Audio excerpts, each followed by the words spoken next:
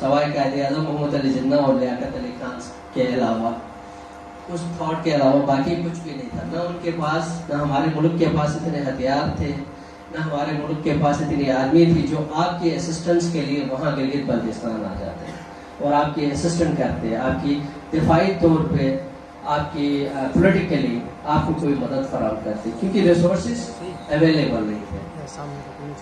آپ لوگوں نے، آپ کے آباء و اجداد نے لبریشن واک لڑی اپنے لمیٹڈ ریسورسز کے اندر. گنسارا سنگھ کو کیپچر کیا، سرنڈر کروایا، پاکستان کے حوالے کر دیا، اور آپ کی آزادی 20 ڈیز تک ایک انڈیپینڈنٹ اسٹیٹ کے طور پہ گلگت بلتستان ایک انڈیپینڈنٹ اسٹیٹ کے طور پہ آپ کا ایک ملک رہا پورا. لیکن بہت سارے سوالات آج کل ہمارے بہت سارے انٹلیکچوئلس بھی اٹھاتے ہیں جو پاکستان سے یا جو پاکستان کی پالیسیز سے ان سے نالا ہے. دیکھیں، ہمیں پاکستان سے نالا نہیں ہونا ہے. پاکستان ہمارا ملک ہے. اس ملک کے لیے ہمارے آباء و اجداد نے قربانیاں دی ہیں. اس ملک کے لیے ہمارے آباء و اجداد نے وداؤٹ اینی کنڈیشن اس پاکستان کے ساتھ اتحاد کیا ہے ہم نے. ہاں، یہ ہو سکتا ہے کہ آپ پالیسیز جو ہیں ان کے خلاف آپ بات کر سکتے ہیں، جو پاکستان کی گورنمنٹ وہاں کے لیے پالیسیز جو ڈیفائن کرتی ہے. جیسے آپ کا جو علاقہ ہے 28,000 مربع میل کا علاقہ، 2.5 ملین لوگ وہاں کے، آپ کے پاس ریسورسز ہیں بہت سارے، آپ کے پاس نیچرل ریسورسز ہیں. آپ کو ایک ریزیڈینشل آرڈر کے تحت چلایا جاتا ہے. بالکل یہ ان ایکسیپٹیبل ہے. یہ وہاں کے لوگوں کے لیے ابھی بھی آپ کے ایریے میں اس کے خلاف اسٹرائکس چل رہے ہیں، اس کے خلاف پروٹیسٹ ہو رہے ہیں کہ آپ ایز اے پروونس ہمیں کنسیڈر کریں، لائکلی پروونس کنسیڈر نہ کریں. ہاں، آپ پالیسیز کے خلاف بات کریں، لیکن کیونکہ آپ کا جو ایریا ہے اسٹریٹجیکلی بہت امپورٹنٹ ایریا ہے. آپ ایسے جگہ پہ بیٹھے ہوئے جہاں کا آپ کے نارتھ کی طرف آپ کا چائنا بیٹھا ہوا، آپ کے ساؤتھ کی طرف انڈیا ہے، آپ کے دوسری سائڈ پہ رشیا اور افغانستان کے اسٹیٹس لگتے ہیں آپ کے پاکستان. تو وہاں پہ ہر کسی کے اپنے مقاصد تھے. ہر کوئی کچھ دور ایسا بھی گزرا ہے جہاں وہاں پہ گلگت بلتستان سے پاکستان کے خلاف نعرے بلند ہوئے. لیکن مسئلہ یہ ہے آپ کے پاس ایجوکیشن، آپ کے پاس اویئرنیس اتنا آ گیا ہے ابھی کہ آپ پاکستان کے خلاف نعرے لگانے کے بجائے پاکستان کی پالیسیز کے اوپر کرٹیسائز کرتے ہیں. یہ ایک بہت اچھی ڈیولپمنٹ ہے.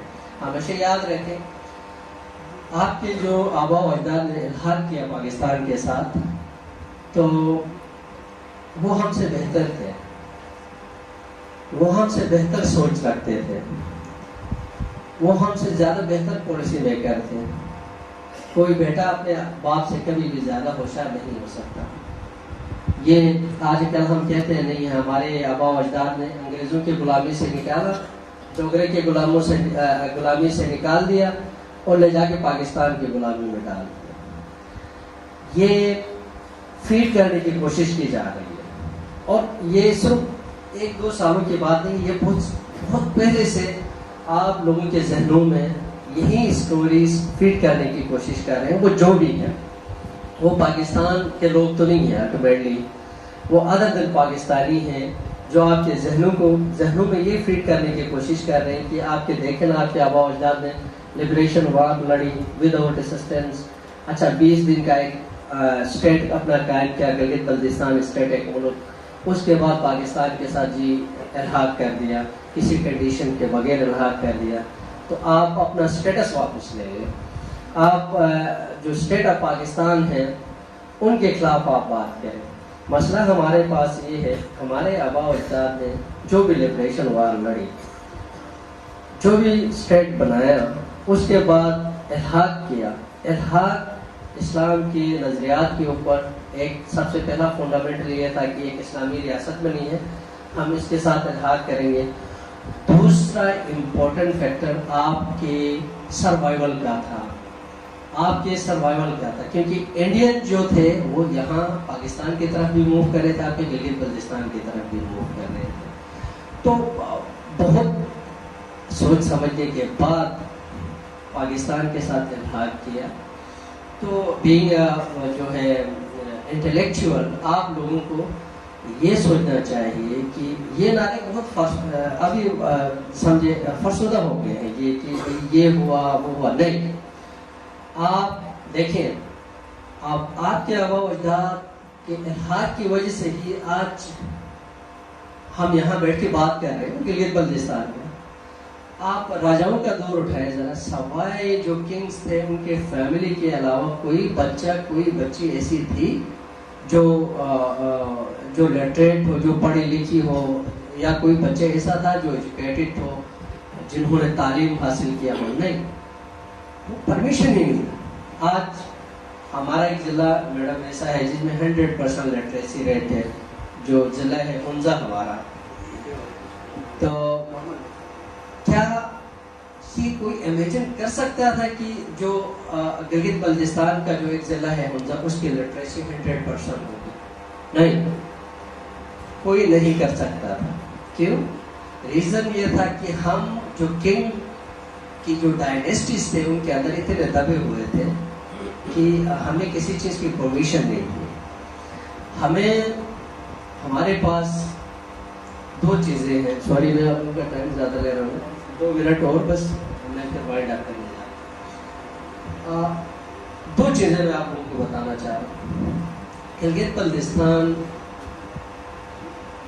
ایک پہاڑی سلسلے میں، آپ کے سراؤنڈنگ میں ماؤنٹینس پہاڑ ہے، اور آپ کے پاس انڈسٹریل ایریا نہیں ہے، کوئی انڈسٹری نہیں ہے.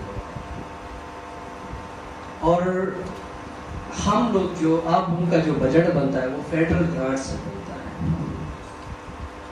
اور جہاں گرانٹ ملتی ہے وہاں پہ نخرے نہیں ہوتے، وہاں پہ نخرے نہیں ہوتے. جہاں آپ کو گرانٹ دی جاتی ہے نا، وہاں پہ آپ کے نخرے برداشت نہیں کیے جاتے. ہمیں یہ کوشش کرنی چاہیے کہ ہم گرانٹ سے باہر نکلیں. یہ جو گرانٹ ہم فیڈرل سے لیتے ہیں، 10 ارب ہے، 20 ارب ہے، 40 ارب ہے، وٹ ایور، جتنے بھی گرانٹ ہمیں ملتی ہے. آپ لوگ اتنے پڑھے لکھے ہیں کہ آپ لوگوں کو اس گرانٹ سے باہر، کیونکہ فیوچر میں جا کے آپ نے الیکشن کنٹیسٹ کرنا ہے، فیوچر میں وہاں کے اسمبلی میں آپ نے آنا ہے، اور